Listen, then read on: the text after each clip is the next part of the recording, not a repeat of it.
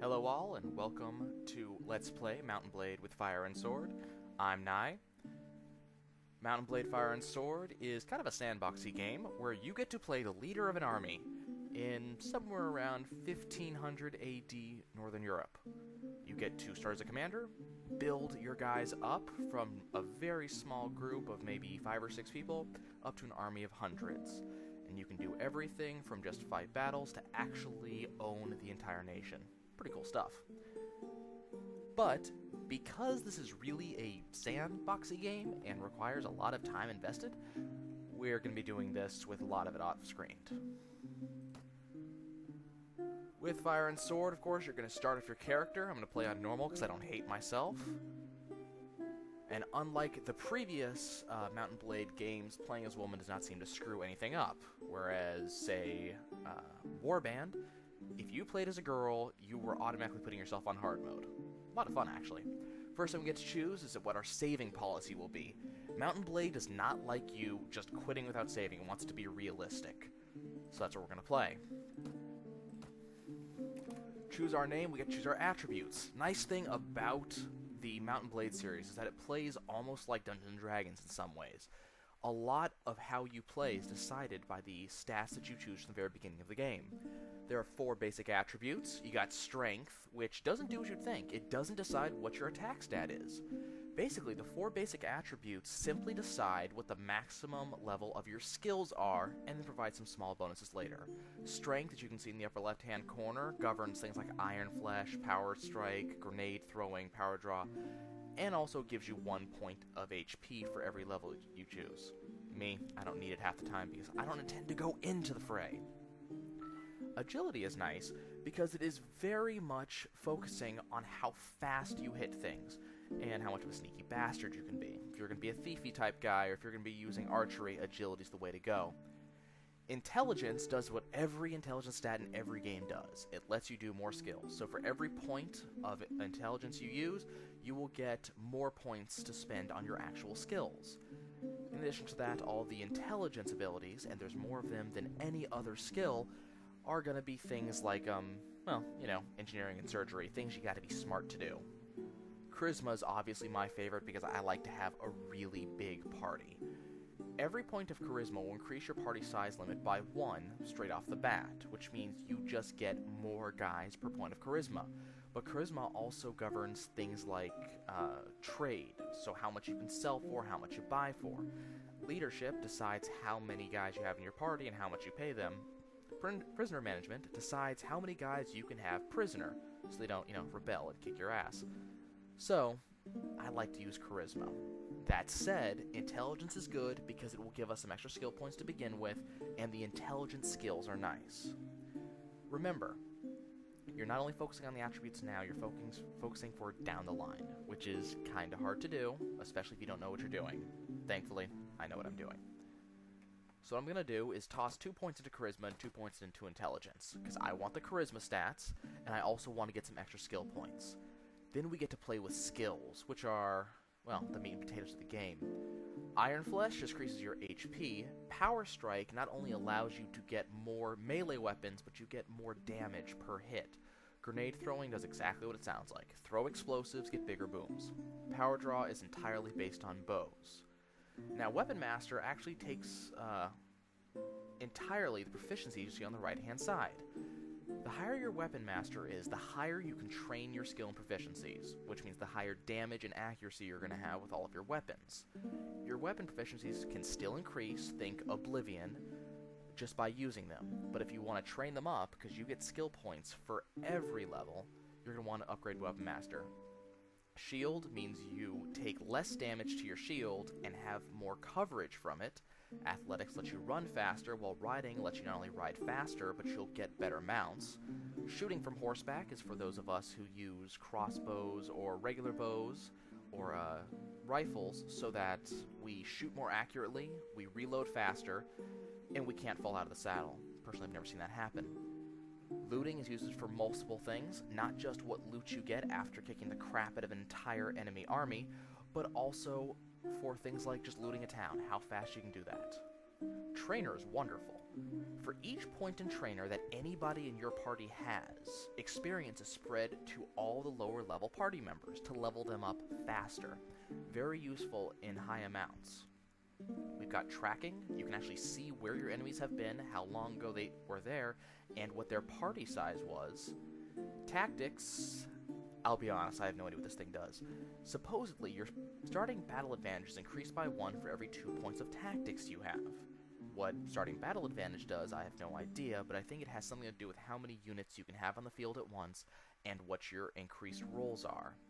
Pathfinding just lets you move faster on the main map. Spotting lets you see further out from where you are, so you're not, caught by surprise by those really big parties that really just want to hurt you. Inventory management lets you carry more stuff. Wound treatment means that outside of battle, you heal up faster.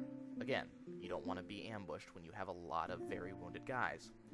Surgery says that anytime a man would be put under 0 health, instead of dying, he'll have a 4% chance of merely being wounded and having to heal later on. It means you don't have to replace people. Just remember, heroes, including you, cannot die in the first place. First aid seems to allow your heroes to regain a set amount of health as soon as an actual battle is done. That way you have them later on. Especially recall that because some of these skills are going to be on our NPCs instead of us, we want them to be around. If they're unconscious or wounded, we can't actually use their skills. Engineering is used for siege equipment like building ladders to climb walls and also to blow stuff up, and then if we happen to own a property, lets us build up improvements that much faster. Persuasion I have not seen actually used very much. It seems to make it so we can convince other guys do what we want when we have a lower relationship with them. There's also some persuasion skill checks we can do, where it checks us versus them, and we can convince them to do things we want just by persuasion instead of doing something that they want. Prisoner management, as I said, lets us hold more prisoners. Leadership not only allows us to carry more guys in our party, but we also don't have to pay them as much, and they'll be happier to boot. And lastly, trade means we sell higher and buy lower. Nice stuff. So let's see, I think I'm going to run muskets and pistols again this time around, so that way I really don't have to worry about getting up close and personal. There's no skill for that, so we're going to ignore that. Leadership, I'm already tops on for this level. Remember, skills cannot go over 1/3 of their base attribute. So I'm going to increase trade so we can make money as fast as humanly possible. I'm going to work on training so we can upgrade our guys. I think pathfinding is probably going to be helpful. And surgery so we don't lose men as fast. Lastly, we have proficiencies. Our proficiency actually just covers the damage and accuracy, as I said, of every weapon that we have. As I'm going for firearms, just going to upgrade that as high as possible. You'll start out getting more points per weapon points you actually spend. Eventually it gets 1-to-1, and later on you'll have to spend more points to get 1 proficiency point. So good to boost them early, and then later on rely on just using them in battle. And our character is done, so now it wants me to make him look nice.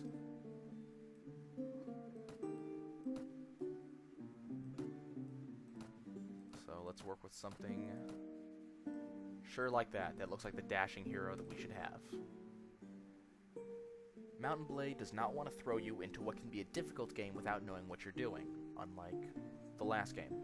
So, we get to go into our tutorial. I'll be honest, this tutorial is really boring.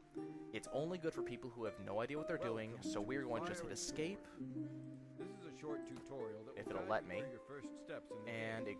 ignore Let's begin all with of the this, basics. Move your mouse to look supposedly. around. Ah, Use and WA tab lets as us leave the the tutorial. Tab's also used for Go to leaving defense ahead. any town and for retreating from battle. And now we get to talk to Jacques. He's going to ask us a lot of things and give us some information, and I really don't care. And he tells us to go to Zamoshi, or however you pronounce that, in order to get started. And this is where we finally get to the world map. Now, honestly, the world map of Mount & Blade is big. There are plenty of places that we can go in order to make some money, kill some enemies, all sorts of good stuff. Now remember, in world map, and we are over here. In the world map, you are identified by your unit. This is me right down here. There's Jacques. People are going to move as I move, so I got to be very careful of what I'm doing, especially because not only do we have large armies rolling around, which hopefully won't bother me too much, we're also going to have things like bandits and looters, and I really don't want to cross them. If they beat you in combat, they're going to drag you around for a couple of days, you're going to lose some money, lose some equipment, life's generally not going to be fun. Gonna check my inventory, see what they gave me. Got a starting pistol I can use, and got a starting sword I can use. Remember, Mountain Blade is really talking about not only a horse, but a weapon too. And I've got a horse. That puts me head and shoulders above the rest. So we can go to Zamość, or however you pronounce this thing, and talk to the Elder, who has all sorts of stuff for us to do. We can play nice with him, but more importantly, I want people in my party. So we're going to ask if there are any lads from this village who want to come with me. Just one, because these guys are jerks. I'll be honest, it's hard to recruit people in this game. Let's chit-chat with him, see what he wants us to do, and he's got some stuff for us to do. Namely, wipe out some bandits, talk to a warlord to make him lower taxes, because that's going to happen, and bring him some stuff. Let's wipe out the bandits so I can actually show you guys what battle looks like. Now I could go and buy supplies, which literally means food. I could go to the village center and actually run around this village, because that would be interesting. I can take a hostile action and loot the place, but wouldn't help me too much. I'd probably have them rebelling against me. So we're just going to leave. And instead, check the world map, and if you can notice over here, this group is the bandits they actually want me to fight. There's 7 of them and 4 of me. I can almost guarantee you that's not going to go well. So I'm going to ignore them for a time and run away. Now, one thing you'll also notice is that the actual names and unit counts are color-coded. Usually, this is going to mean things like who they belong to. For instance, this light greenish belongs to the Muscovite Tsardom. The blue you saw back there, or the purple when I hovered over him, is actually referring to a quest-specific entity. Very useful to know. We're actually going to go into this fortress, because they like me, I guess, and go to the tavern, because in the taverns we can find several things. Most importantly for us right now, we have the mercenary horsemen. Mercenaries that I can hire to fight with me. Pay them, and now they're on my payroll. What I was also hoping to find was actually going to be one of the NPCs that roam around. NPCs are very useful because not only can they not be killed, leaving me some units who will always be available, they will level up under our direct control, which is incredibly helpful. But more importantly, if you look over on our party, you can only see who we have, but you see on the left side party skills. And as you can see, I have trade 3+1, surgery 1, spotting 1, blah blah blah blah blah. These are just because I'm the one who has the highest skill in all of those. So my trade is 3. What I can do is, instead of me having to focus on all of these, I can have one of my party members focus on one, and I'll just give him some help from time to time. That's where that +1 comes from. So if I have some NPCs, instead of me having to focus on surgery to keep us alive, he can take care of that, I can give some tips from time to time, and I can focus on hitting things and making sure that the payroll is done on time. Well, we are fast approaching that 15-minute mark, so we're going to stop right here, and next time we're going to start with that first battle to see exactly how you shoot people and get things done. I'm Nye, and I'll see you next time.